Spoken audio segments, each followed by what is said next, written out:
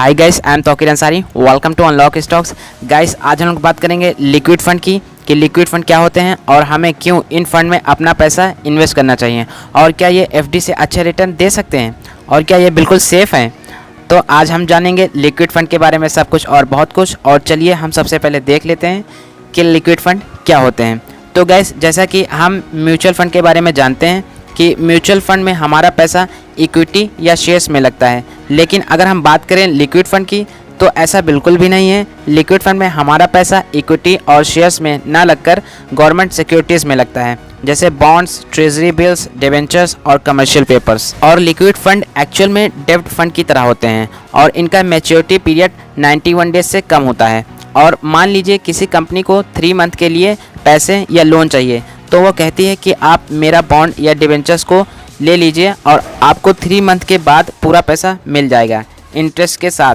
और इसी तरह लिक्विड फंड पैसा इन्वेस्ट करते हैं, मतलब डेब्ट फंड के जो भी इंस्ट्रूमेंट बिल्कुल शॉर्ट टर्म के लिए होते हैं, जैसे 1 मंथ, 2 मंथ, 3 मंथ, तो ऐसे इंस्ट्रूमेंट में ही लिक्विड फंड अपना पैसा लगाते हैं। लेकिन क्योंकि इनका मैच्योरिटी पीरियड 90 डेज़ तक का होता है, तो शायद आपको लग रहा हो कि आपको 90 डेज़ तक इन्वेस्टर रहना पड़ेगा, लेकिन ऐसा बिल्कुल भी नहीं है, क्योंकि यह मैच्योरिटी पीरियड उन बॉन्ड्स या डिबेंचर्स का मैच्योरिटी पीरियड है जिसमें कि फंड मैनेजर लिक्विड फंड का पैसा लगाता है।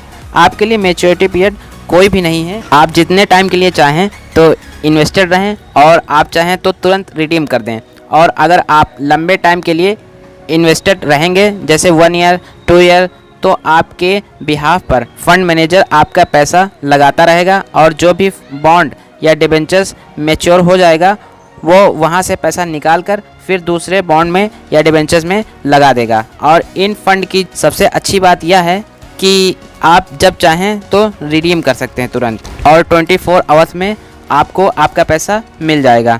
और इनको इसीलिए लिक्विड फंड कहा जाता है। और हाँ, अगर 7 डेज से पहले आप रिडीम करते हैं तो आपको बहुत छोटा और माइनर एग्जिट चार्ज लगता है, और अगर आप 7 डेज़ के बाद कभी भी अपना पैसा निकालते हैं या रिडीम करते हैं तो कोई भी आपको चार्ज नहीं लगेगा। तो गाइस, ये तो बात हो गई लिक्विड फंड की कि लिक्विड फंड क्या होते हैं। और अब हम बात कर लेते हैं कि लिक्विड फंड में हमें क्यों इन्वेस्ट करना चाहिए। तो यहाँ पर इन्वेस्ट करने का हमें ये बेनिफिट मिलता है कि हम अपने पैसे को कभी भी रिडीम कर सकते हैं, मतलब यहाँ पर हमें हाई फ्लेक्सिबिलिटी मिलती है। और अगर देखा जाए तो इसमें रिस्क भी काफ़ी कम होता है, क्योंकि जैसे कि मैंने बताया कि लिक्विड फंड एक्चुअल में डेब्ट फंड होते हैं और ये फंड अपना पैसा शॉर्ट टर्म बॉन्ड और डिबेंचर्स में इन्वेस्ट करते हैं, इसीलिए इनमें रिस्क बहुत कम होता है।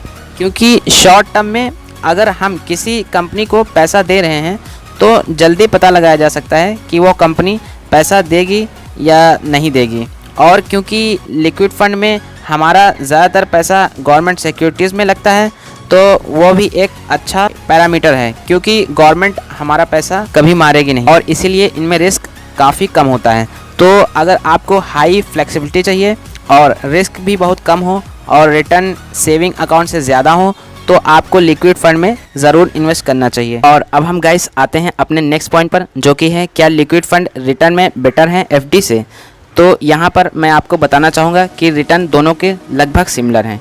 आपको दोनों में लगभग 7 से 8% तक रिटर्न मिल जाएंगे। और लिक्विड फंड में आपको थोड़ा बहुत फ्लक्चुएशन देखने को मिलेगा, क्योंकि कोई भी फंड हो माइनर फ्लक्चुएशन तो होते ही हैं, इसीलिए एग्जैक्ट आपको कोई भी नहीं बता सकता कि आपको 7% या 7.1% या 7.5% रिटर्न मिलेंगे।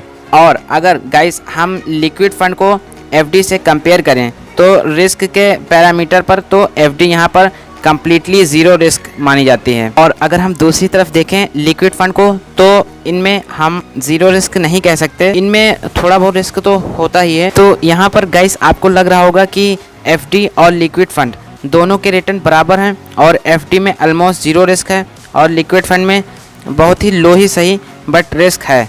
तो हमें लिक्विड फंड में क्यों इन्वेस्ट करना चाहिए। तो यहाँ पर गाइस आ जाता है एक और पैरामीटर, जो कि है फ्लैक्सिबिलिटी। तो जो फ्लैक्सिबिलिटी है इन फंड की वो एफडी से बेटर है, क्योंकि एफडी में आप जब चाहें तब पैसा नहीं निकाल सकते, और अगर आप बीच में एफडी ब्रेक कराते हैं तो वहाँ पर आपको काफ़ी चार्जेस लग जाते हैं और आपको जितना रिटर्न मिलना चाहिए वो रिटर्न नहीं मिल पाता है। लेकिन लिक्विड फंड में आपको एफडी वाले रिटर्न और हाई फ्लेक्सिबिलिटी दोनों ही मिलते हैं, बहुत ही लो रिस्क पर। और अगर हम बात करें इनकी सेफ्टी की, तो यह काफ़ी हद तक सेफ़ है। भले ही ज़ीरो रिस्क ना सही, लेकिन बहुत लो रिस्क होते हैं लिक्विड फ़ंड। और इनका पर्पस ज़्यादा रिटर्न लाना नहीं होता है, बल्कि एफडी जितने रिटर्न और सेफ्टी होता है। और आप भी जब लिक्विड फ़ंड सेलेक्ट कर रहे हैं तो आपको भी ज़्यादा अच्छे रिटर्न देखकर नहीं सेलेक्ट करना चाहिए, बल्कि लिक्विड फ़ंड को उसको सेफ्टी देखकर सेलेक्ट करना चाहिए। क्योंकि अगर हमें रिटर्न ही चाहिए तो हम इक्विटी फ़ंड में इन्वेस्ट कर सकते हैं। और लिक्विड फ़ंड में हमें एक इम्पॉर्टेंट पॉइंट यह भी देखना चाहिए कि हमारा फ़ंड किस तरह की कंपनीज़ में इन्वेस्टमेंट कर रहा है, मतलब कंपनी की रेटिंग क्या है, जैसे AAA grade, B grade, BB grade, C grade. तो यहाँ पर गाइस हमारे लिक्विड फ़ंड की इन्वेस्टमेंट AAA ग्रेड की कंपनीज़ में होनी चाहिए। और अगर कोई फ़ंड B ग्रेड और C ग्रेड की कंपनीज़ में इन्वेस्टमेंट कर रहा है तो आपको ऐसे फ़ंड से दूर रहना चाहिए। और किसी भी म्यूचुअल फ़ंड का डेटा म्यूचुअल फ़ंड की वेबसाइट पर आपको मिल जाएगा, आप वहां जाकर चेक कर सकते हैं और एक अच्छे फ़ंड में इन्वेस्टमेंट कर सकते हैं। तो गाइस आज के लिए इतना ही, हम मिलेंगे नेक्स्ट वीडियो में फिर से। सब्सक्राइब करिए हमारे चैनल को और बेल आइकन को प्रेस करिए ताकि ऐसी इन्फॉर्मेटिव वीडियोस आपको मिलती रहे। Thanks for watching.